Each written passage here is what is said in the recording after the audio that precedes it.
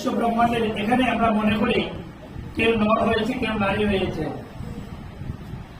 আমরা কেউ নর না আর কেউ নারীও না। কেন জানো? এই জগতের মধ্যে ভগবান বৈভব স্বীকার করে প্রকাশ করে আমাকে মায়ার মধ্যে পেলে। ছবিতে দেখেছেন, আপনার নাটক দেখেছেন, নাটকের মধ্যে অভিনয় করার জন্য 3 ঘন্টা অভিনয় করার জন্য একজন বাবা হয়, একজন মা হয়, একজন স্ত্রী হয়, একজন মেয়ে হয়। 3 ঘন্টা পর সব সম্পর্ক শেষ। কিন্তু এই পৃথিবীতে কাউকে মেয়ে করে তৈরি করেছেন, আর কেউ বাবা করে তৈরি করেছেন। কিন্তু আমাদের গন্তব্যস্থল এখানে আসা মানি ভগবত চরণে নিজেকে নিবেদন করা, এই ছাড়া আর কিছু নয়।